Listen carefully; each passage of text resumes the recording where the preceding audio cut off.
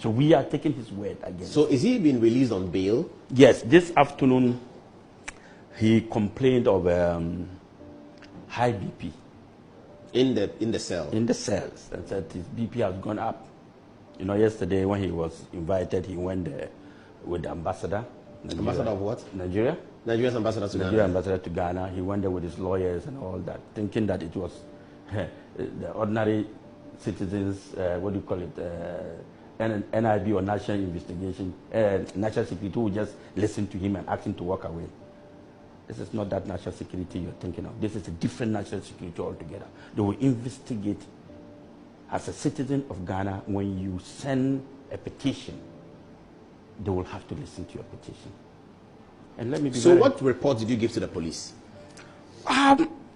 You remember when this incident happened? I wrote to the NIB and the National Security, telling them to, and then Land Commission and all that, to investigate into the matter and to strip him of the title king. He cannot be comparing himself to Asantehene and all that. And funny enough, this king, or whatever we call himself, finds his way of dining with NDC and MPP. If I say tomorrow there's a demonstration, you will see the number of people who come out to support this demonstration against our politicians who are allowing it. Look, like I said, our forefathers toiled for this nation. They died for this nation. Our current politicians, what are we doing? We're selling out the nation for peanuts. Everybody is welcome in Ghana. Look, you remember in the last parliament, 2 parliaments ago, when I went to parliament, the issue of the U.S. military base in Ghana. Yes, yes. And I fought against it. I said, I will not accept the U.S. military base in Ghana. What happened? It looks as if our leaders do not have foresight of defending our nation.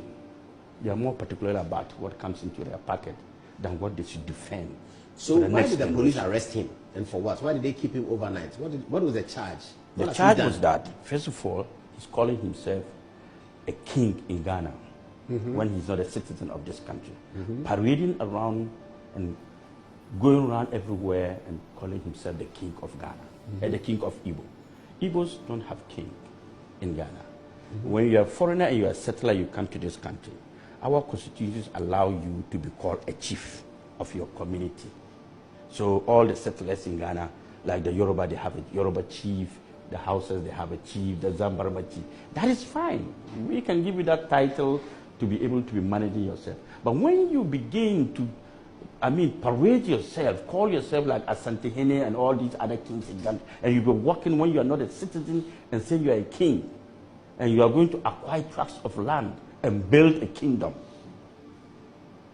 Did he acquire the land? That is his problem. Whether he did or he did not, he's voicing out that he has. And the videos are there. So we are taking his... You know, the crazy thing is people had nothing to do with, this whole shenanigans would have to suffer.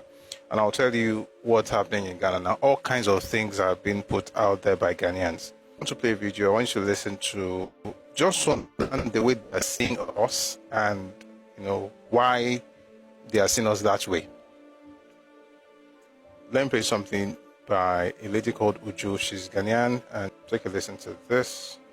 It's quite a disturbing one. So before I proceed to show you guys everything you need to hear about the whole thing happening currently in Ghana, I'm going to quickly put it out there. Disclaimer: this video does not in any way promote conflict. Rather, it's strictly for creating awareness, educational purposes, and of course show you guys on the trends happening both in Nigeria and in Ghana. Breaking news: the Ghana IGP busted a factory filled up with some illegal Nigerians. These guys are not just living in Ghana illegally, they also went further to print fake Ghana cedis.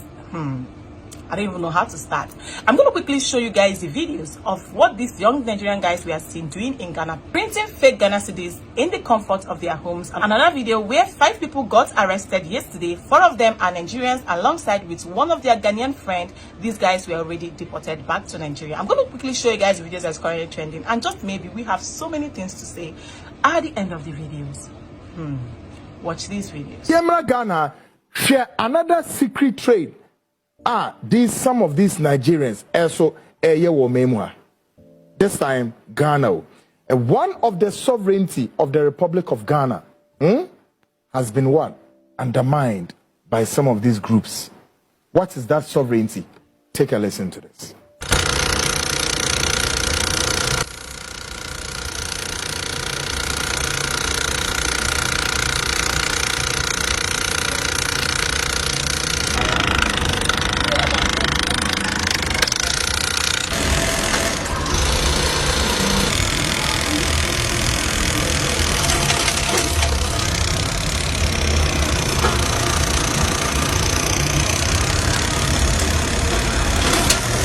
Folks, there are more of such coming. You'll be shocked. In the coming days, you'll be shocked. And like I'm saying, I rather prefer say, easy, Chukwudi, Jude.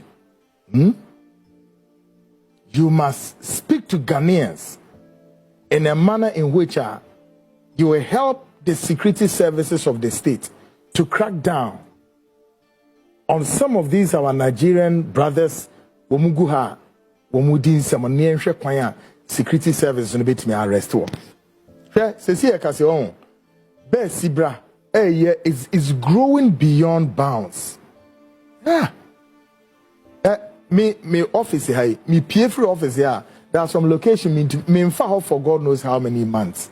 Me to me in for and share my way in him. I can't. Me say basically, share video no. According to the video no, they are Dr. Wella for no organizing. A queen more operating no, Italy no, they operate as what mafias. Now mafia for no, a group by group, even here in Ghana no, what's per my intelligence gathering no, HSM. Sa prostitution and money bebre aba omo ye no womo so omo godmothers o a omo lead then the godmothers also have another link, so a chain. The roadmap is not just a chain, and it goes like that. Another 5 Nigerians and then 1 Ghana man has been arrested in Ghana, Kumasi. 5 Nigerians, 1 Ghanaian arrested for robbery. For robbery, how? And when and what happened? These people, they have been robbing people since November. Since November, these 6 guys have been robbing people in Kumasi. Day in, day out. Broad daylight, they are robbing people. You know what they're doing? One person will go to the bank and then monitor what is going on. So if you see anybody cashing out money, then you give the information, those guys sitting outside. They use 2 cars. And then they will start chasing you where you park, or let's say, I've cashed out money. I wanted to buy something on the roadside. I park my car, and because they know you, because they are chasing you, before you come out, they will break your window, and then they will smash your window and get that money out.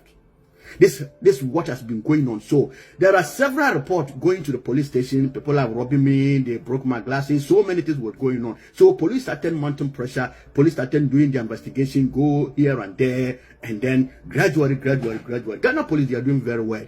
Ghana police, they are doing very well. So they started doing investigation, and then along the line, they started catching people, started arresting people. So they started November robbing people, December, January, February, March, April, they were still robbing people, catching. All right. I mean, it's, I don't know what to say. Like, it can't be everybody's fault, though. It can't be everybody's fault.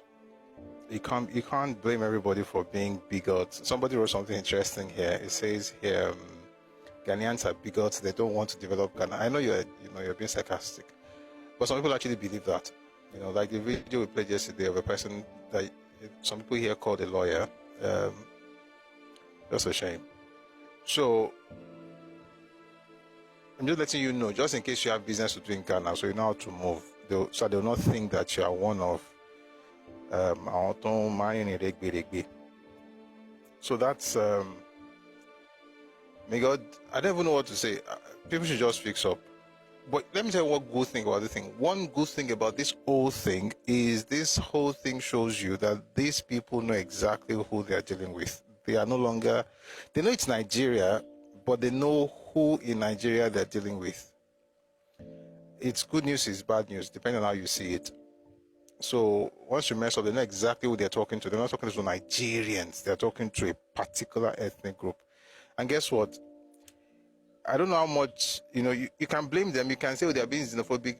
That's just because they're not thinking straight. The truth of the matter is that people are tired.